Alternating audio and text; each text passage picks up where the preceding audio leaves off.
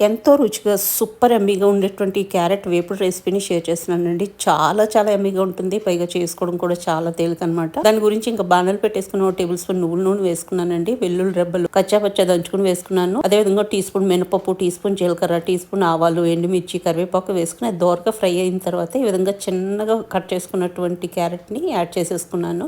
అది వేగుతుండగా tea spoon పసుపు, రుచికి సరిపడా సాల్ట్, మంచిగా నానినటువంటి పెసరపప్పు యాడ్ చేసేసుకున్నాను. నేను పెసరపప్పు ఒక గంట పాటు నానబెట్టుకున్నానండి. ఇంక ఇదంతా మంచిగా మిక్స్ చేసేసుకుని మనం మూత పెట్టి కాసేపు ఫ్రై అవనిస్తాం అనమాట. ముక్క సాఫ్ట్ అయ్యే వరకు, పెసరపప్పు ఉడికే వరకు. మాకు పొడిగా వద్దు, ముద్ద కూరలో కావాలంటే ఒక పావు గ్లాస్ వాటర్ యాడ్ చేసుకుంటే సరిపోతుంది. 8 to 10 minutes లో చక్కగా వేగిపోతాయండి. పర్ఫెక్ట్ గా వేగిపోయింది, ప్లస్ ఉడికిందండి ముక్క. అది పెసరపప్పు కూడా సాఫ్ట్ అయింది, కానీ పొడి పొడిగా చూసారా ఇలా ఉంటుంది అనమాట. మనకి ఇలా పొడి కూరలాగా చేసుకుంటే చాలా బాగుంటుందండి. ఇప్పుడు 1 టేబుల్ స్పూన్ నిండా నేను ఫ్లాక్స్ సీడ్స్ అండ్ నువ్వులు కలిపి పొడి